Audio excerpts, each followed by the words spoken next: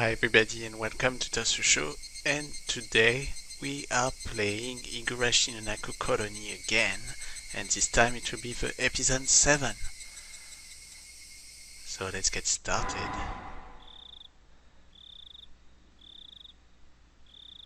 So this episode is named Minagoroshi, the final truth.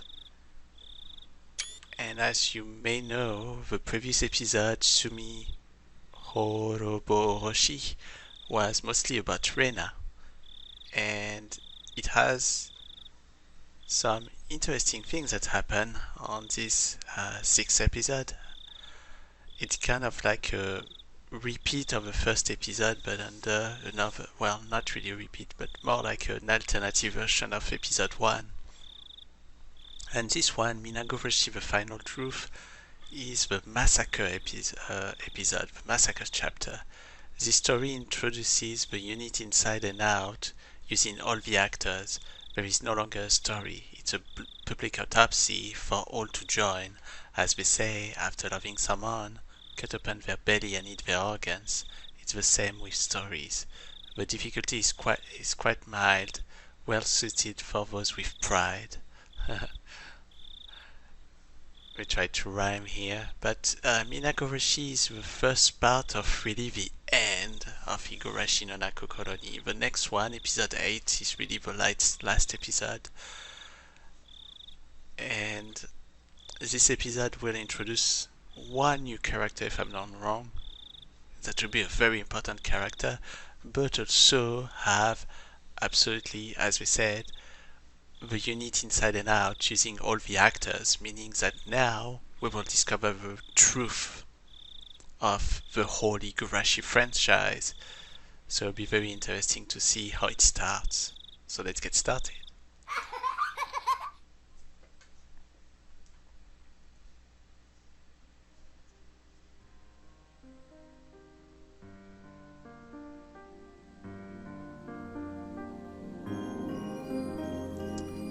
Okay, I'm gonna read as usual, but before I do that, just to explain how the gameplay works, it's pretty much a visual novel in its simple sense.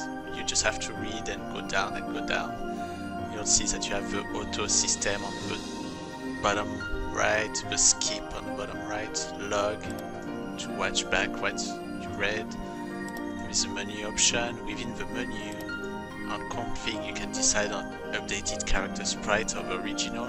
I put the original by default, but I'm gonna switch in between for this video as usual. You have all the general BGM volume and blah blah blah blah, as you can see, and that's about it.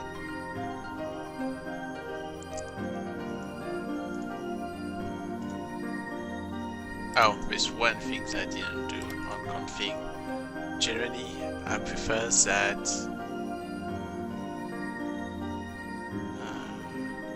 hide window for right-click functionality, allowing me to see the background, as you can see here. Okay, let's get started. What are you doing? I don't see you playing by yourself that often. All you could do before was to nod to my questions. Since when do you have your own will? I'm glad. I finally have a sister or a brother. Whichever you are. I used to be an existence of nothingness, just like you. But one day, I began to have my own identity, my own thoughts, and eventually my own body. So it's not a surprise to see you in possession of your own will. Welcome to this vast, yes, tiny world, my sister. You might be my brother, but let me call you my sister until I know for sure. This is an endless, eternal, and infinite world. But that doesn't mean it's boundlessly vast. I suppose you could describe it like a ring with a small diameter. While the ring is an eternal, endlessly looping world, that doesn't mean it contains infinite space. Yes, in short, the world is eternally sealed. The future is supposed to be an infinite weave of countless choices. yet, for whatever reason, our world always ends in death. In death. If I were to compare it to something, perhaps a maze of fate would be appropriate. Looping through the same moments forever steadily grows harder and more dejecting, eventually producing something like me. Then, as I draw further on, even one like you is born, and eventually this world may be filled with your sisters too. After that, we'll build a colony inside of it, and once we lost our interest in this maze, Rika will disappear from this world.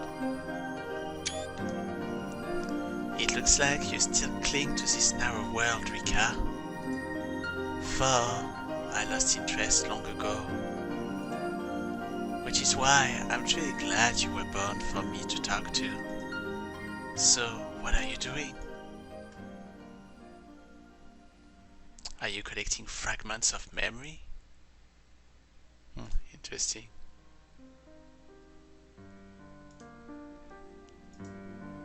There's only 5 or 6 of them right now. Well, there was 6 so far, I guess. We're counting 5 or 6 because one of them is pretty much the exact same. It must still be fun for you, though.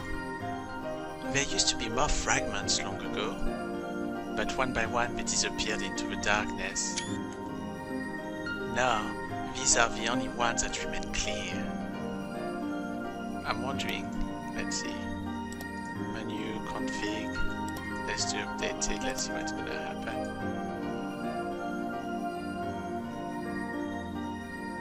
Oh, interesting, so in this case, they don't have updated design, because you should see like Rina, Mion, Keiichi, Tomitake and all that, or Oishi, with a different design, but it doesn't seem to be the case.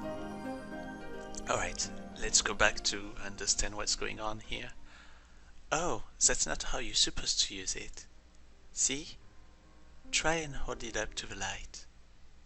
All of that is the life of Rika and its end. That one is... oh, I remember that one. Let's try again. Let's see if this one was updated.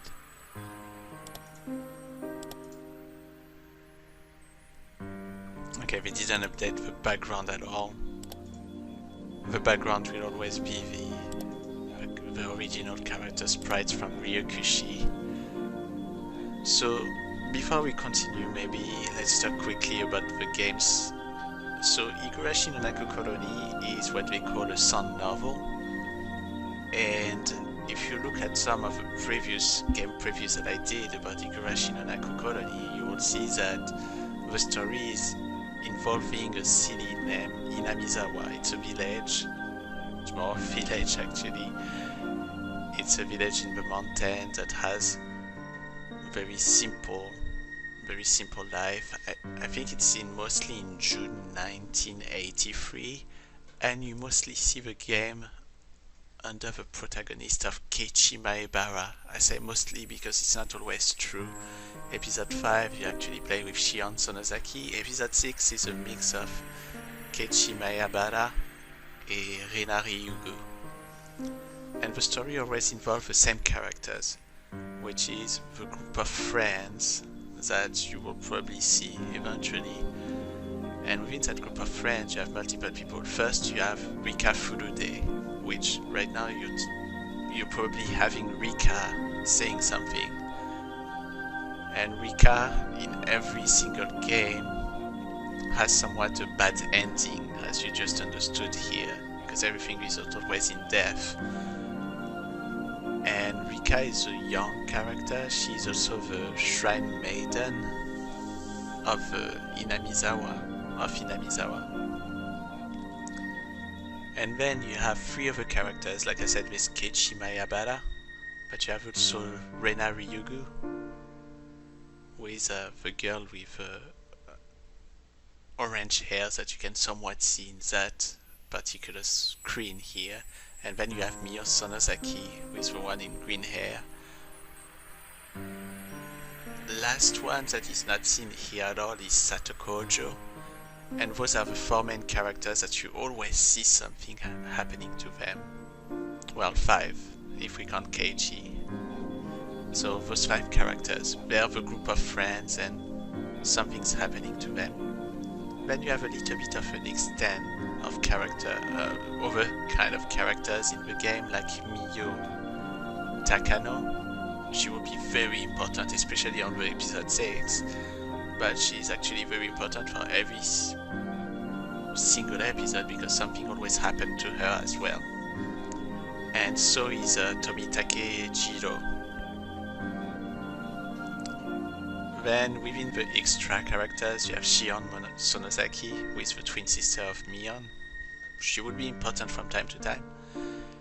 And you have a bunch of other characters that may pop up, like Oishi, who is like a detective, who is a policeman, that always try to figure out what's going on in Hinamizawa. Why? Is because every single year in Hinamizawa, during the time of the Watanagashi festival, which happened in June 1983, after that festival there's always one person that die and one person that disappear. And this is creating the whole story. The first game is mostly about what's really going on and discovering the culture that's in Hinamizawa, where you have one deity named Oyashiro-sama, Oyashiro,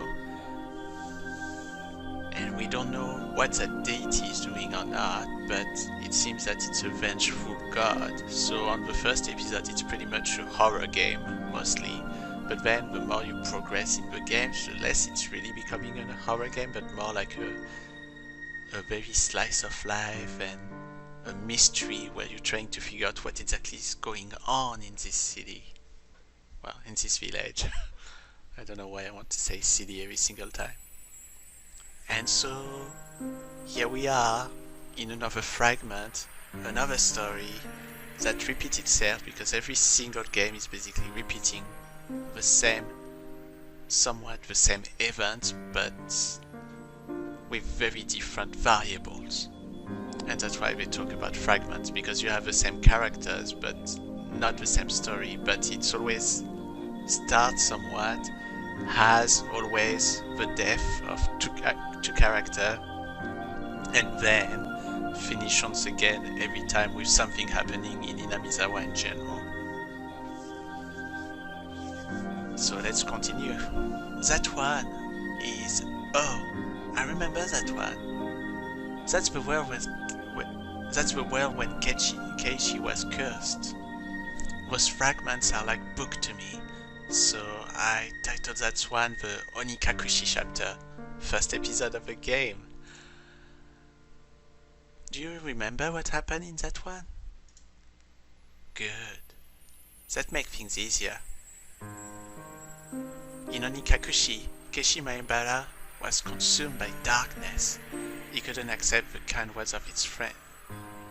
The kind words his friends offered him, and eventually beat them to death, not knowing of their kindness. We were all killed after that anyway. That had nothing to do with his story, for. Alright, you got a very good summary of the first game, where basically Keiichi starts to become really crazy because he's discovering all the deaths that happened in the 5 years, and he's a newcomer to the city. And that's the way that they can introduce Keiichi as a special character, because that's the first year that he's in Hinamizawa, and he just started to know those characters, those people. He's just been friends with Rena and Mion and Satoko and Rika only pretty recently, just a couple of months, when the story really began. And that's how they really introduce the game, and that's a great way to introduce him. introduce it this way. So let's continue. Let's see what she's gonna say about the second episode.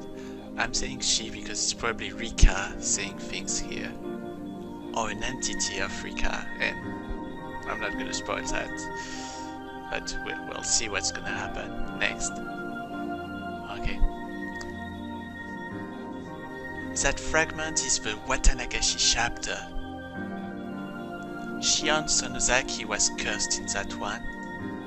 She killed many people out of revenge for her boyfriend's disappearance as he went missing in 1982. Rika worked so hard, but she was captured at the end and she was tortured to death. That's why she chose to commit suicide in the Miyakashi chapter, because things were going to turn out the same way.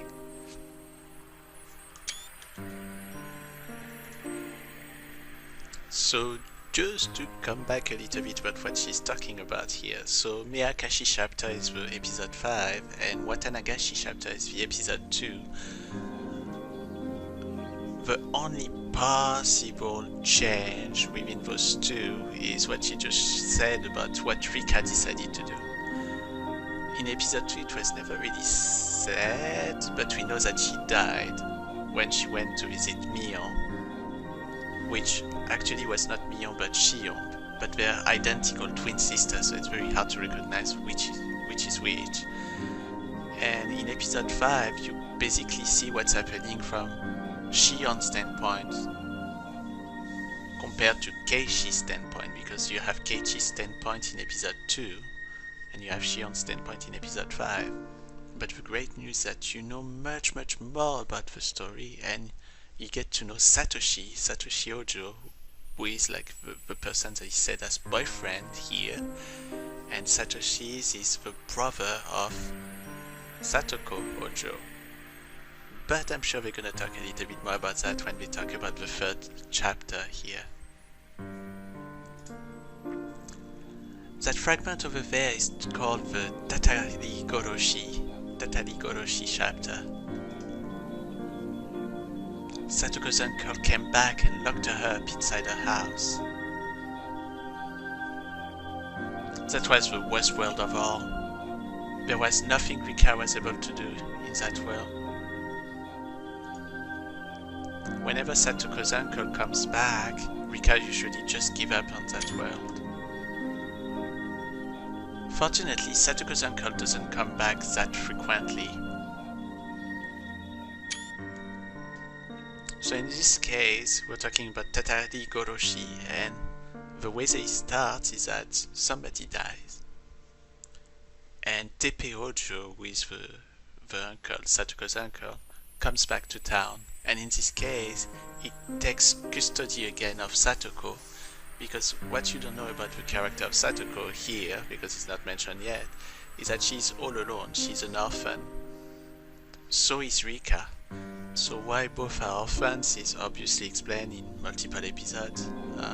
On episode 3 we mostly explain that Satoko is orphan because her parents were cursed, because they are the ones that died in the second year of Watanagashi in the last 5 years. Remember when I was saying that there were five incidents that happened, let's say incidents or deaths. The first one was a dam constructor that was killed, and then the killer disappeared, which was the first year where there was something that people believe is Oyashiro-sama's curse. Then the second year is basically the Hojo's couple, so the parent of Satoshi and Satoko, who both died, apparently falling off a cliff or something.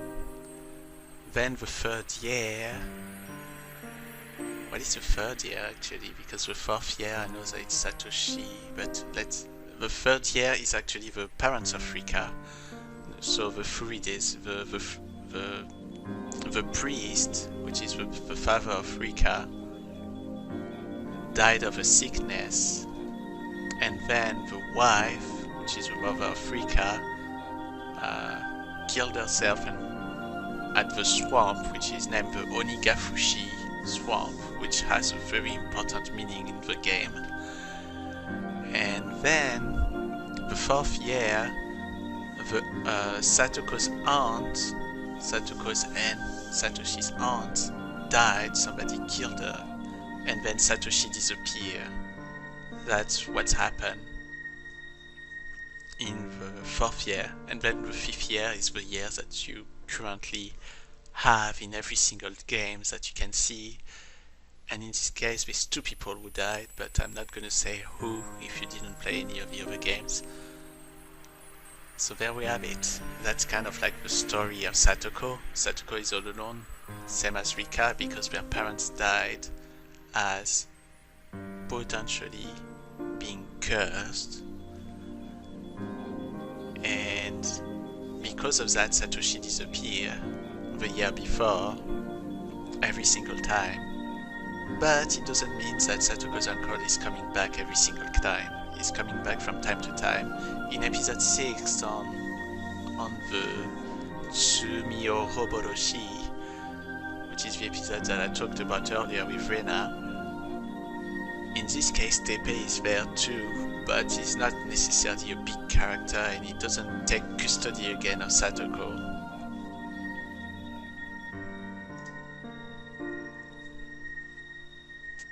Okay, now she's talking about Tsumio Hoboroshi. Okay, she's not going to talk about the chapter 4 of the game, because the chapter 4 of the game is not really a fragment per se. On chapter 4 what's happening is that you go back into the past and you have a detective named Akasaka. He's trying to understand why the minister, why the son of the construction minister, or whatever that is, was kidnapped, and it seems that it all leads to Hinamizawa, and Hinamizawa was supposed to be destroyed because, as a village, because we wanted to create a dam. Anyway, just giving you a little bit of context of the whole story and a bunch of stuff that's happening in the various games that you can play. So let's continue what's written here. That one is called the Tsumi Hoboroshi chapter. Rika was there until just a moment ago. Lena the Yugu was possessed in that world. It was pretty exciting to see her take over the whole school. It surprised me to learn that Keishi Maebara had a memory of the other worlds, just like we do. I just finished Tsumio Roboroshi today in the morning, and I'm playing this in the afternoon, exactly of April 25th. And to be honest, Tsumio Roboroshi has an amazing ending, especially with what's happening in the school. I don't know if we're gonna spoil it a little bit here or not, but I'm not gonna go further than that. It was pretty amazing, but then again, most of us have some kind of memory like that. We all have an imaginary world within us, some idea of what would have happened if you did things differently. It's like the strange feeling you get when you do something for the first time, but it feels like you've done it before. Everyone has a memory of an imaginary world in their mind, but the memory is not always that clear. It's not surprising, really. You are special enough to be able to see those fragments of memory.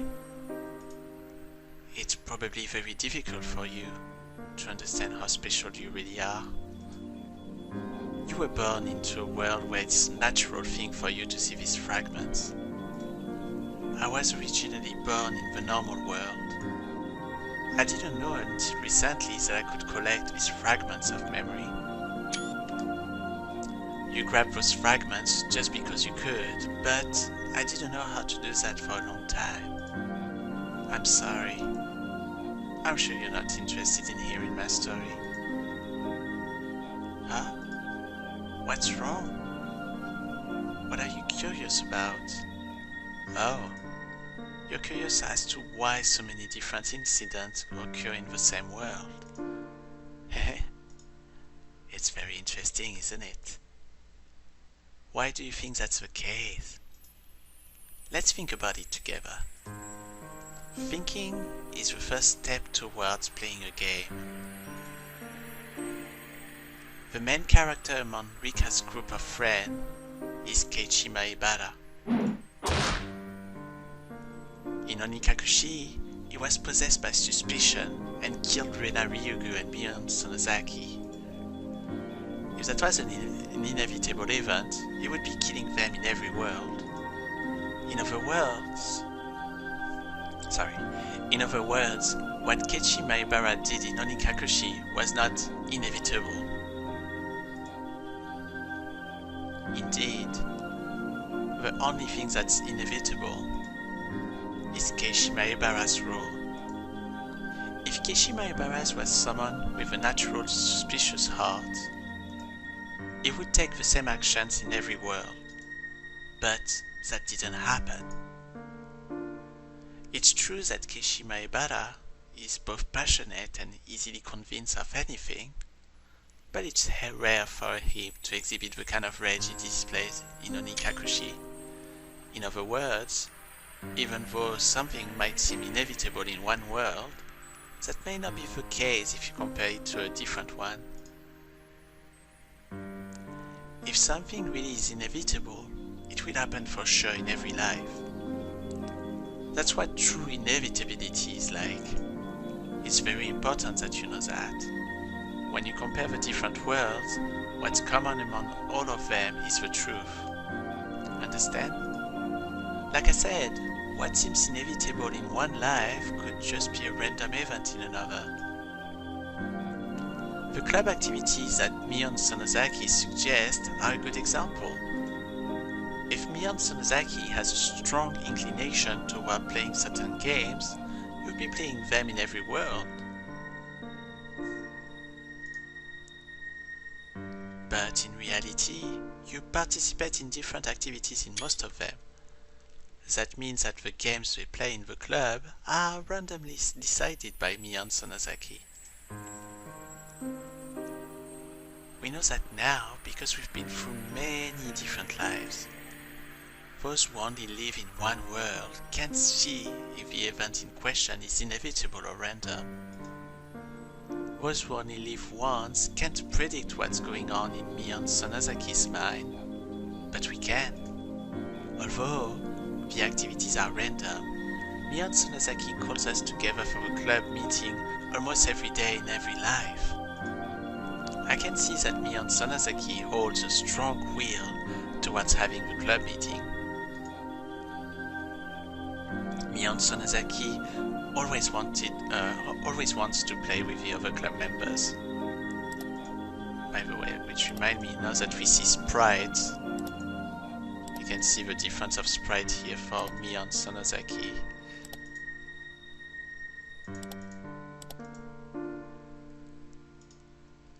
But she doesn't know what to play. See? We can read Mion Sonozaki's mind just by simply examining this fragment. With this alone, we can see part of who Mion Sonozaki really is. Let me talk a bit more about Keiichi Maebara. For those who only live once, the world of the Onikakushi chapter is nothing but a story where Keiichi suffered mysterious hallucinations and beat his friends to death. For them, there's nothing beyond that fact. We, however, can compare different fragments and find out something we could never see. As a result, we know that the murder of his friends was not inevitable. I told you that just earlier. In fact, while there are about 5 or 6 pieces in front of you, he only kills his friend in one of them. That means we can roughly conclude that the possibility Keiichi Maebara triggered the tragedy is less than 20% and is almost a fluke. This means that amongst the countless worlds, Keishi Maebara causing the tragedy is an unimportant factor. Now you can find the common thread to be drawn from here. My, you found it already? No wonder you were born in this world. You're quick to learn the knack for playing with building blocks. I didn't figure that out for a while. I was born in the normal world, so I could only see things from a single world's perspective. I was too obsessed with the fact that Keishi Maebara caused the tragedy, so I had trouble finding it. Right, that's exactly right. You see it? Bonikakushi Watanagashi, Meiyakashi, and Sumioroboroshi chapters all have something in common. Someone in the group becomes violent because of dark and paranoid thoughts. In each world, either Keishi Maebara, Shion Sonozaki, or Renai the Yugu became violent as the delusion grew stronger.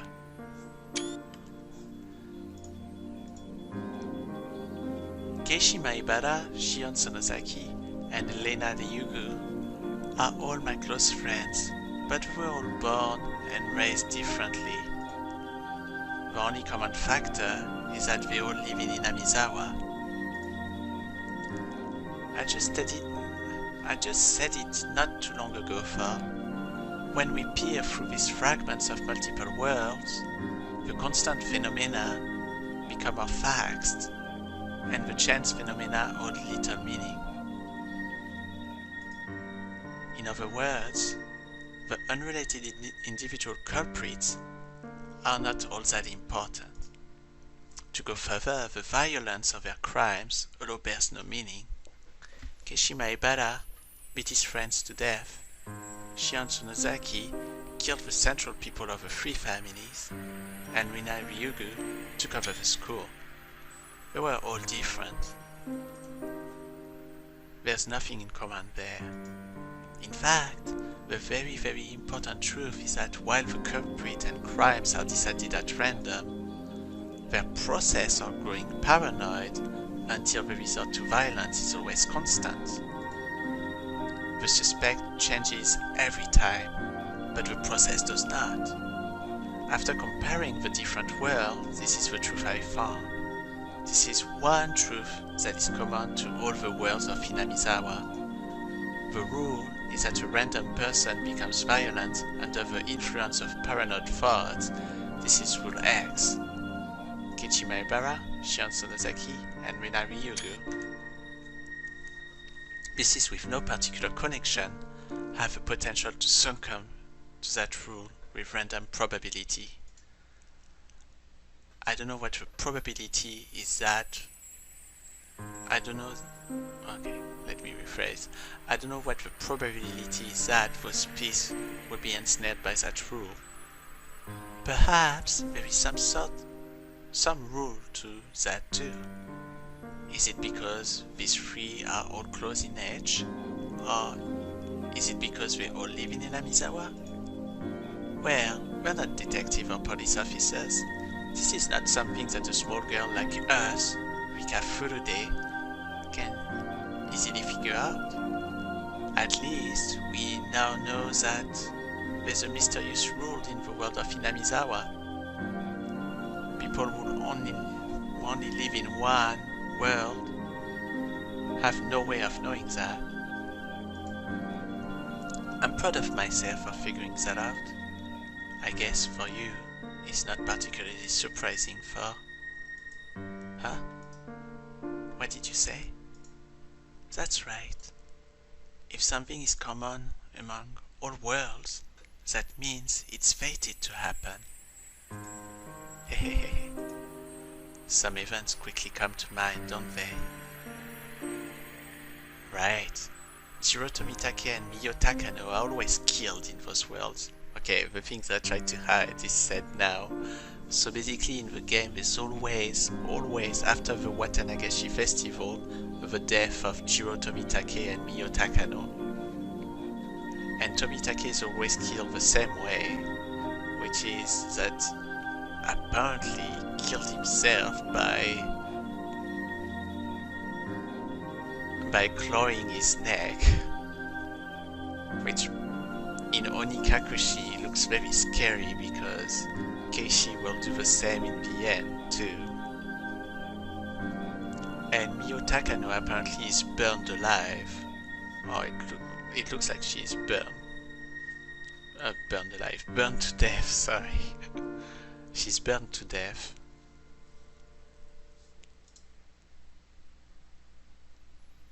On top of that, they are murdered in exactly the same way in every world. Well, in other words, unlike our previous rule with its variability, their murders are fully planned out by someone with a strong will.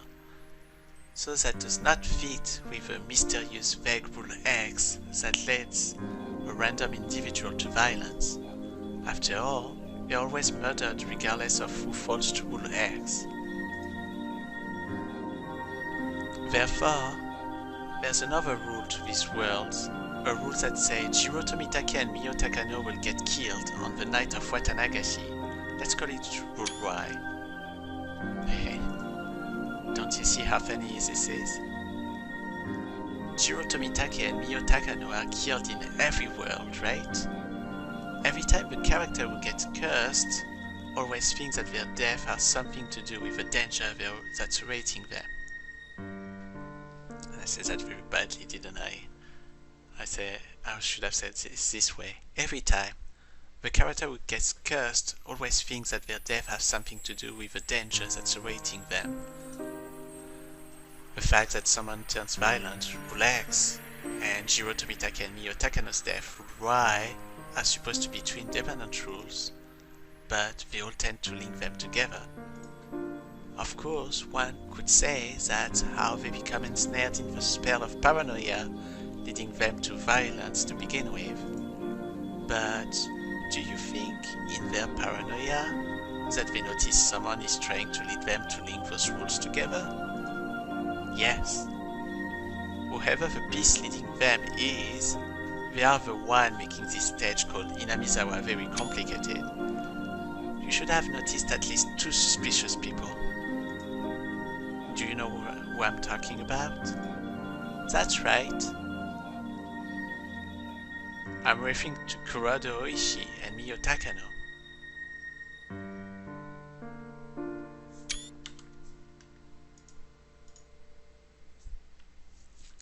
When you compare our previous fragments, the role of a piece known as Kurado Oishi becomes clear. He's a detective who is retiring this year and is in a hurry to solve the mystery of a series of deaths in Hinamizawa. After he retires, he'll have to move away from the village. That's why he's desperate to solve this case before he has to leave Hinamizawa. Why is he so obsessed with the serial murders in Hinamizawa? That's right. It's because of the first murder involving the manager of a construction site. The victim was Oishi's close friend. You will see that if you look at the Imatsubushi chapter. Imatsubushi chapter is the chapter 4, which is in the past. I think it's in 1981, if I'm not wrong. And that's where you actually see everything through the eyes of Akasaka, who's going to work very closely with Oishi on the case of the disappearance of the son, not the son, the grandson of the minister of construction, the construction minister, or whatever it was. Oishi was there when the dam conflicts was at its peak. He saw how the Sonozaki family took control of the Onigafushi guardians, and he believes that the Sonozaki family was pulling the strings behind the whole incident. That's why he always suspected that the Sonozaki family was behind the series of mysterious deaths, regardless of the events of or lack thereof. His personal biased belief, combined with his credibility as a police detective, affected the pitiable victims of persecution complexes in each world, As a result, the pitiful victims of Rule X come to accept the Sonozaki family as the identity of an unknown force their paranoia seeks. Shion Sonozaki's case was the most conspicuous one in that matter. So yes, if this piece Oishi didn't intervene, then perhaps the victims of Rule X wouldn't have resorted to such violence. So the role this piece plays is to indirectly cause the tragedy. I don't know what name it is, but Oyashiro-sama's servant is the perfect nickname for Oishi. The other suspicious person is Miyo Takano. One would assume the only role of her piece is to amuse herself with research into Onigafushi's dreadful history and to take pleasure in scaring others with those tales. So I didn't say this, but Onigafushi was the previous name of Hinamizawa. But Onigafushi was changed as a name because it was referring to legends that may scare people off, and that's why they changed the name. Okay, let's continue. However, just like Oishi, she also gives them the idea that the Sonozaki family is behind all the mysterious incidents that happen in the village.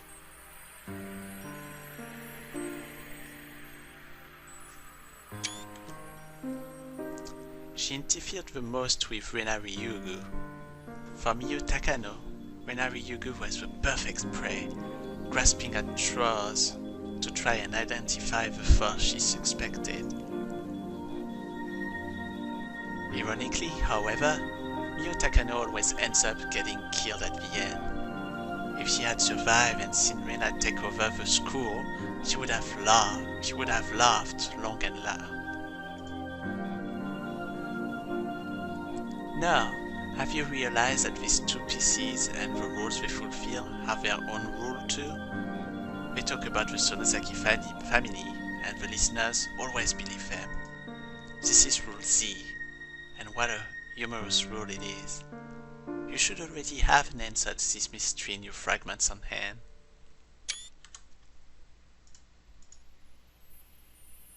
The fact is that the Sonozaki family always act as if they are responsible, no matter if they are or not. They always pretend to be the villains in order to make sure that people continue to fear them. As a result, the villagers have believed that the Sonozaki family has been pulling the strings ever since the dam conflict ended. Kuroda Oishi and Miyo Takano were simply fooled by that rule. Actually, the whole village is fooled by it.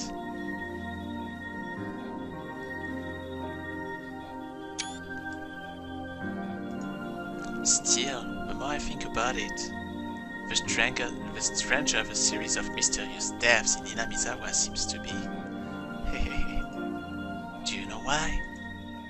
Nearly all of the fragments of memories we have here are from 1983, so I have no idea about the incident from 1980 to 1982. But it's likely that interpreting these murders as serial is simply a result of falling victims to Rule Z, believing that the Sonozaki family is pulling the strings behind everything. In short, we may be trying to conflate those multiple crimes, with each happened for different reasons, into one big case. Well, I have no way of discerning the truth from the fragments here. Still, perhaps something lies in one of them. Each case was supposed to have been solved individually, after all. We don't know if that theory is sound or irrational, but it might surprisingly be an element we can't ignore. That reminds me, Shion said something intriguing in the Miyakashi chapter. That curse system she came up with. Do you remember that? Her theory was that the villagers believe that they are allowed to kill an enemy of the village on the night of Watanagashi in the name of Oyashiro-sama's curse, and that this foundation of murder is allowed on that night alone is the true identity of the curse. Since most of the fragments here are from 1983, there's nothing to back the validity of Shion's theory, but there are still interesting things about it. In other words, a theory is that the suspect is not the one who's committing the crime. It's the environment that's causing the murder. People in a single world tend to analyze a criminal's life to determine the process that led them to crime, but our idea is different. The real crime is committed not by the criminals, but by the environment. In other words, it may only be happenstance that robber A committed the crime, and the environment of poverty may have created robber B instead, or perhaps even robber C.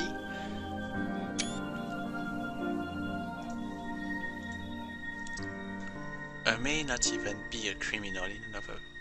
A may not even be a criminal in another world. Therefore, the real criminal is not A, but the environment that creates A, B, or C. And well, while people in a single world may be able to reach such an idea, the widespread desire to place blame commonly causes A to be lynched by society, while the environment that gave rise to A was ignored. Did I confuse you? I'm sorry. Perhaps that example was actually harder to understand for you.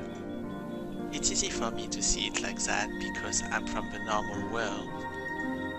Let me make it simple for you.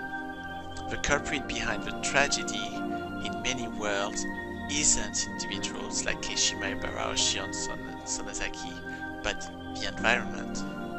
So Rule X is the true culprit at fault. You're earning good marks if you can grasp that even if we don't know the identity of Rule X. Oh, you're earning good marks if you can grasp that, even if we don't know the identity of Rule X. And if you can grasp the three rules governing this stage called Hinamizawa, Rule X, Y, and Z, then you're earning very good marks. So long as you understand those rules, then even if this is your first experienced world, you should easily find the truth without distraction. See? Isn't it fun? Merely three simple rules are interacted on this stage, creating a kaleidoscope of different worlds. This is probably a very unusual case. In other locations, you shouldn't be able to see such extreme variation even after looping through several worlds. It keeps me entertained just staying here and watching those worlds revolve. Anyway, there's one more fact we can understand from these fragments of worlds. This is the biggest problem we, Rika Furudes, are facing. The fact that Rika Furude always dies each time. It's as if June 1983 is a dead end for her. Worse, there's no randomness to it. It's guaranteed to happen. In other words, it's the same pattern as the death of Jiro Tomitake and Miyo Takano. It's following the exact same rule, Rule Y.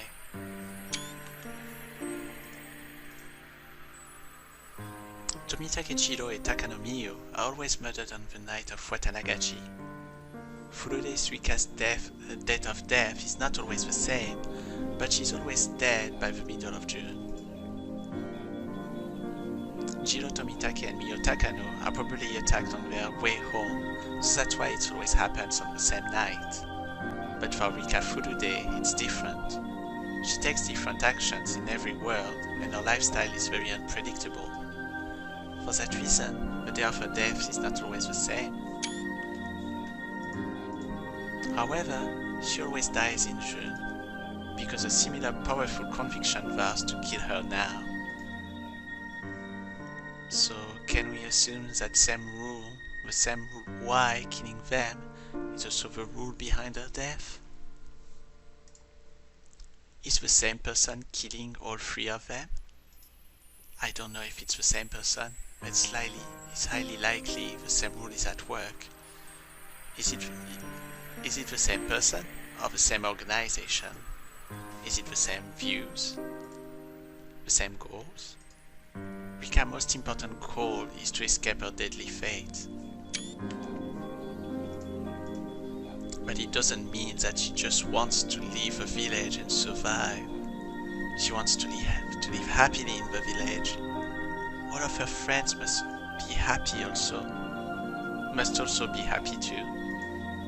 That's Rika's happy future. The ideal future she hopes for. It's tragic that we can realize such a simple desire, no matter how many times we repeat this.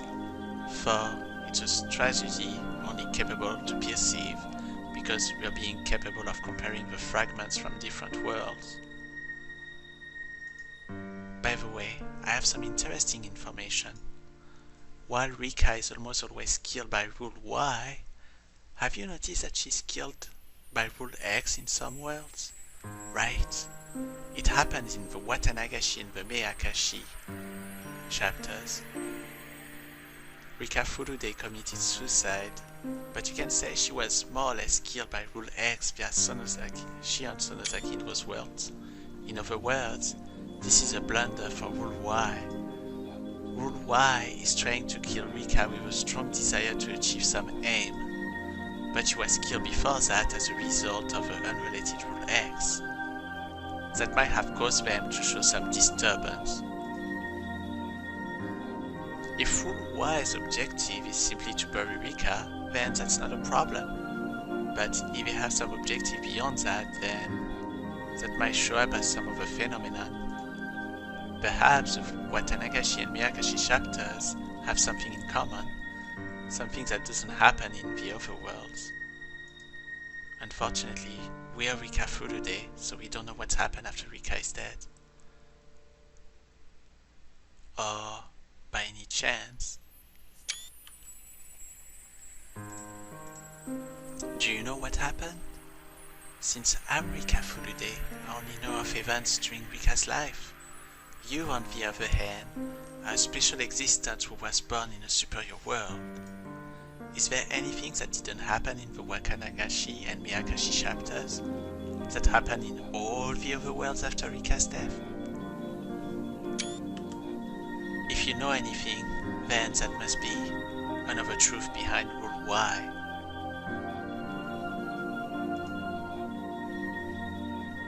The memories I have here are all mainly about the chaos brought by Rika's friend, that is, Rule X, but its foundation, Rule Z, and the obvious hostility common among all worlds, Rule Y, are what I believe to be the true rules governing this stage.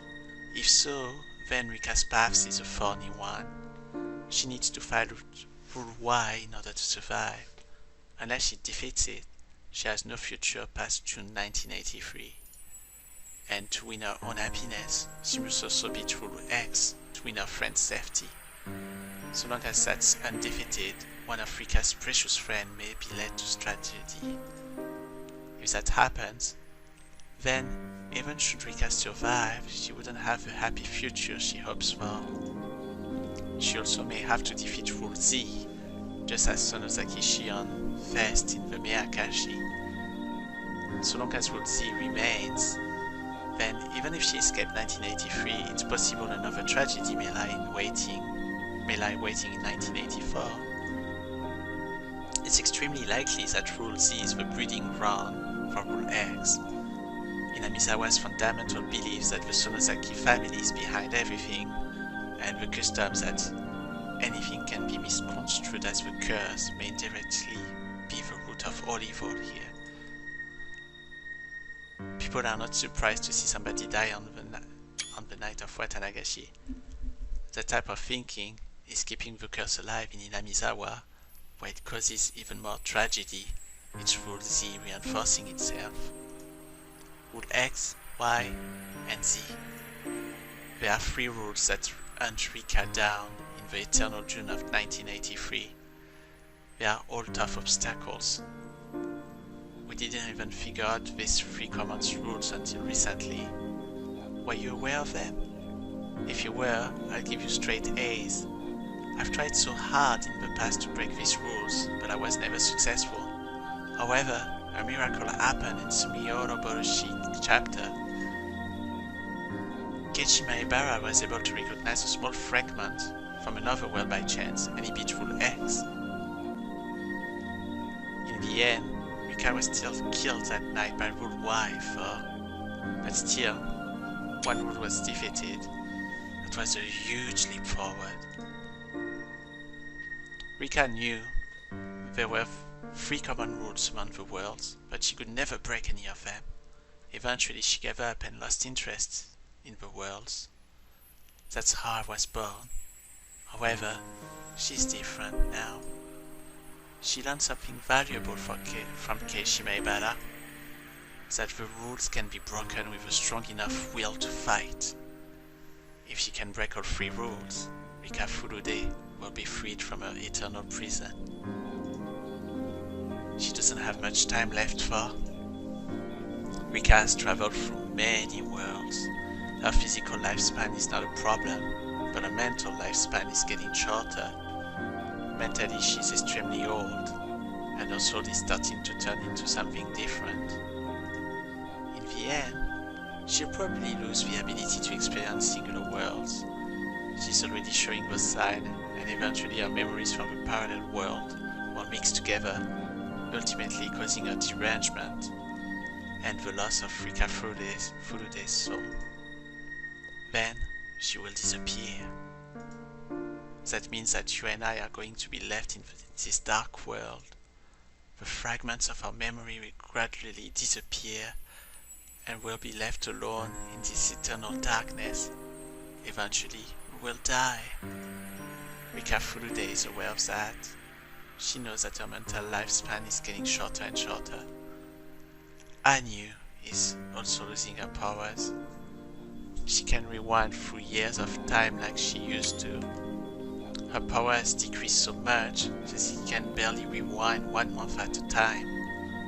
1 month of time. Actually, she can only rewind a few weeks.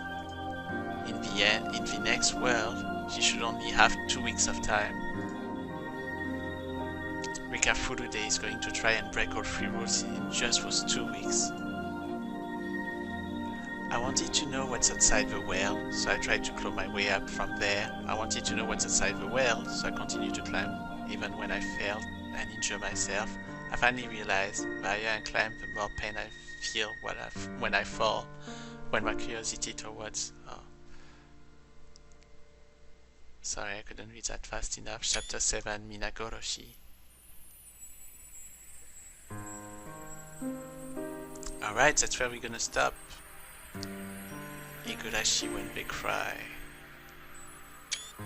We saw the prologue of a game, which mostly recap everything that's happened on the 6 previous games and try to explain to you what are the rules that we may have to break in order to understand the truth of what's happening. Alright, thank you so much everybody for watching. I hope you liked that game preview. I hope it helped you understand a little bit more the general Higurashi no Naku Koro franchise, and I hope to see you soon and eventually on chapter 8. Alright, thank you everybody. Have a great day. Bye bye.